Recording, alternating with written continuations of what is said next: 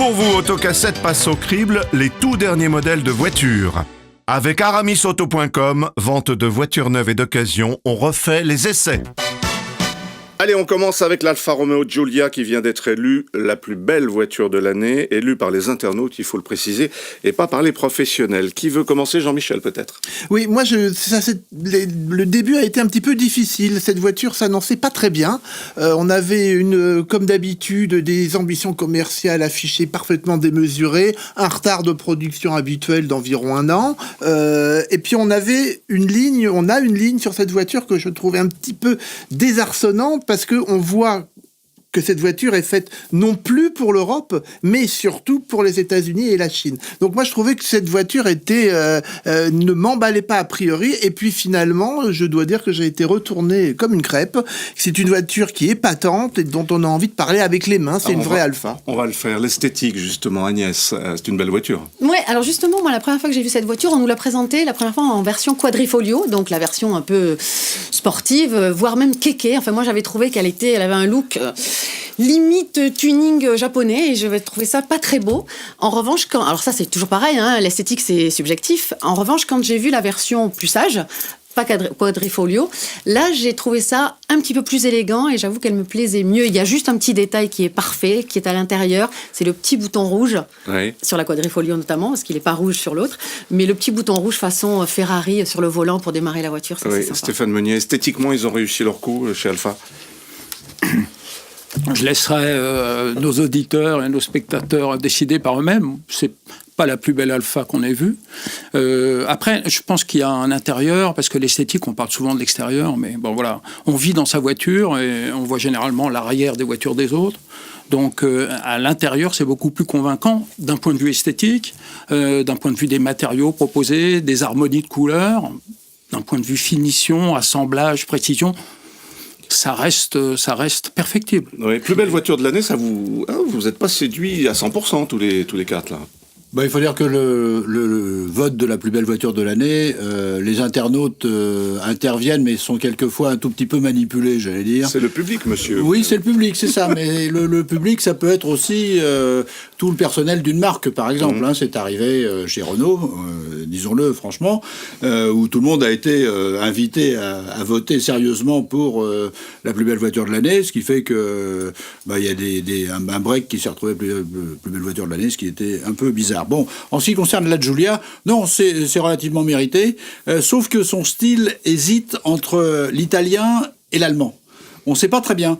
Alors, elle est italienne de devant, le Bichon, le triangle, Alfa Romeo, etc. Tout ça, c'est très... ça a un côté, un peu pimpant, etc. Et puis, il y a les lignes assez directes, etc., qui n'innovent pas, d'ailleurs, avec une malle séparée, etc.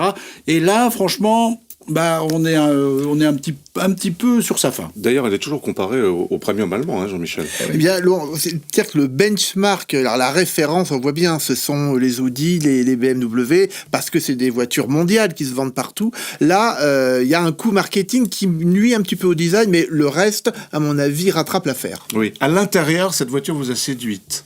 Oui, moi j'ai trouvé ça plutôt agréable. J'ai trouvé quand même qu'il y avait aussi un petit peu de progrès. On a soigné l'esthétique à l'intérieur, les petits détails, et ça je trouve ça plutôt sympa. L'espace aussi est correct, parce qu'aussi il faut penser aux passagers. Il n'y a pas que celui qui conduit.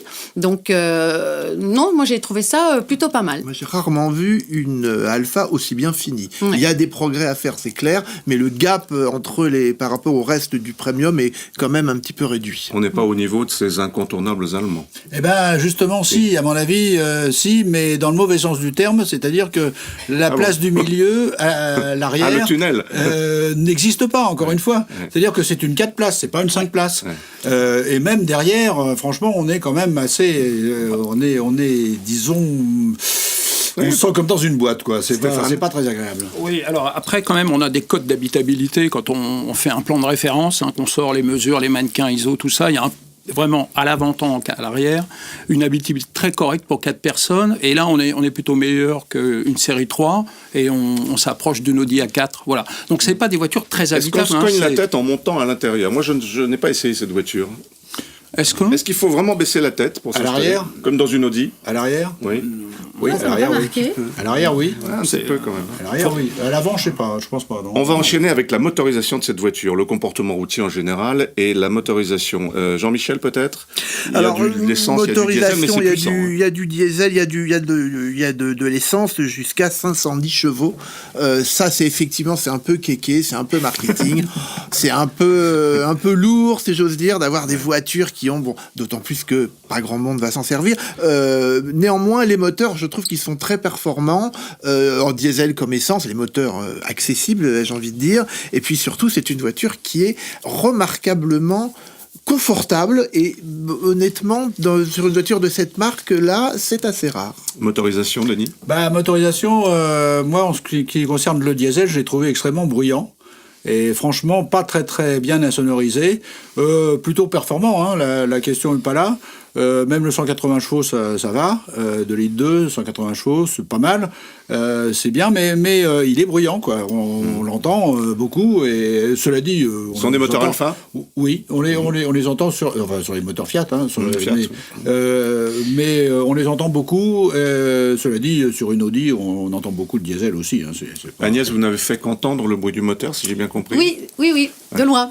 De loin, vous n'avez pas essayé la voiture, Non, hein, pas c'est ce qu'on encore. voulait dire. Stéphane, au volant. Ouais, je partage pas tout à fait l'avis de Denis, c'est plutôt des diesels. Donc on l'a dit, toutes les motorisations sont très performantes, on est minimum 150 chevaux, donc voilà, on est plutôt sur le très haut du marché français.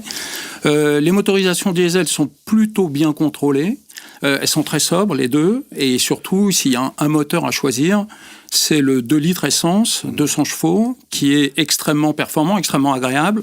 On a une voiture qui est très légère par construction, qui fait 100 kg en moyenne de moins qu'une Audi A4, par exemple. Donc c'est pour ça qu'on a à la fois beaucoup de vivacité, d'agilité, on a des bonnes performances en essence, un très grand confort.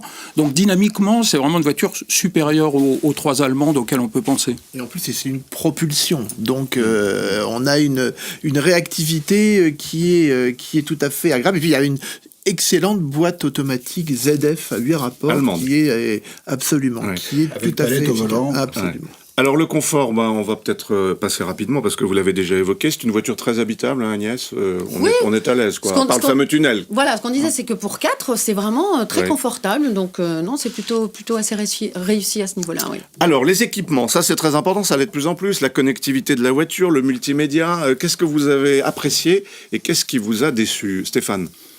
Alors, on ne peut pas dire que la Giulia soit une référence de l'état de l'art. Hein. Donc, il y a les principaux équipements que vous attendez sur une familiale qui est à plus de 30 000 € en prix de base, hein, quand même.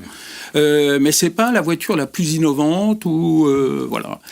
En plus, on peut parler quand même d'une ergonomie assez particulière puisque italienne. oui, voilà, l'italienne. Il faut bien qu'il y a du charme. Et le charme, c'est pas du truc. Voilà. C'est sûr, c'est pas. Il faut se repérer un petit peu. Ouais. Mais dès que vous avez repéré qu'effectivement le bouton noir sur le volant, c'est pour démarrer. Voilà. Après, on n'a pas d'écran tactile sur une voiture de ce niveau de gamme et de cette modernité. Donc, on se retrouve avec une molette entre les sièges, des menus qui sont un peu compliqués, moins compliqués que chez les Allemands, mais quand même un peu compliqués. Donc, J'ai mon smartphone qui se reproduit sur l'écran ou pas ? oui, théoriquement. Oui, théoriquement, d'accord. Oui. Théoriquement. Vous avez eu des surprises, non ? Vous avez eu des pannes ? Vous avez eu des GPS sans rad ? Non. Non, c'est pour ça aussi qu'on a trouvé que c'était une drôle d'italienne, parce que normalement, ça faisait partie du charme aussi. Non, en termes de fiabilité, ça a l'air d'être... Parce que c'est quand même toujours un problème, il faut le dire, chez Alfa, il y a encore, et chez les italiennes, il y a encore parfois des problèmes de fiabilité électronique, mais la tradition chez Alfa, c'est pas de bourrer les voitures d'électronique. Et parce qu'ils n'avaient pas trop les moyens, et parce que c'est pas trop leur genre, les alfistes sont pas très branchés voitures connectées. Ce qu'on peut noter, effectivement, c'est qu'entre les différentes versions qu'on a eues à l'essai au compte-gouttes, parce que la production a démarré assez lentement, il y a des disparités, mais pour vous rassurer, enfin pour rassurer nos auditeurs et nos téléspectateurs, il y a une garantie 3 ans, ce que les Allemands ne proposent pas, ce que Toyota va proposer. Donc sur une italienne, une part du risque est prise par Alfa Romeo, on va La les voiture est remercier. fabriquée en Italie ? Tout à fait. Elle est fabriquée en Italie. Elle est fabriquée en Italie. Oui, juste un mot sur l'aménagement intérieur. Le psychologue Piaget disait qu'il y a deux sortes d'ordres. Il y a l'ordre logique, qui est l'ordre allemand, si on veut, et l'ordre organique. Et dans l'Alfa, c'est vraiment un ordre organique. Allez, on termine avec le rapport qualité-prix de cette voiture. Alors là, c'est tout ça. Est-ce qu'il est bon? La fourchette de prix? On est sur un objet cher, on l'a dit. En 2 litres diesel, on commence à 33 000 euros. En essence, on commence à 37 000 euros. Donc, son univers de concurrence, on l'a dit, c'est les Audi, les BM, les classes C. Donc, c'est un peu plus compétitif. On va être 2 à 3 000 euros moins cher. Après, il y a la vie de la voiture, il y a la revente de cette voiture. Un jour, la valeur qu'elle aura dans 3 ans. Donc, sur le papier, c'est pas une affaire. C'est un peu plus compétitif que les Allemandes, mais Alfa doit reconquérir ses clients. Ouais. Jean-Michel, rapport qualité-prix. Je suis tout à fait d'accord, effectivement. C'est une voiture qui est chère, un tout petit peu moins que les Allemandes, mais le vrai problème, c'est la dépréciation, et c'est notamment ce qui permet de calculer la LOA, qui est maintenant la règle totale oui. du... Je dirais qu'elle est chère sur le papier, mais que comme elle est bien équipée quand même, finalement, il y a quand même beaucoup d'équipements qui ne sont pas en option, contrairement aux Allemandes, qui sont un tout petit peu plus chères, mais à peine, mais surtout qui ont un catalogue d'options absolument invraisemblable qui les fait renchérir pratiquement du double. Un dernier mot. Si on veut, parce que le prix équipement, ça veut plus dire grand-chose, c'est quand même une voiture formidable à conduire au quotidien, où vous avez beaucoup d'agréments, où il y a vraiment un confort pour tous vos passagers. Donc, ça permet aussi de retrouver votre voiture sur le parking entre les Allemandes grises et les Allemandes noires.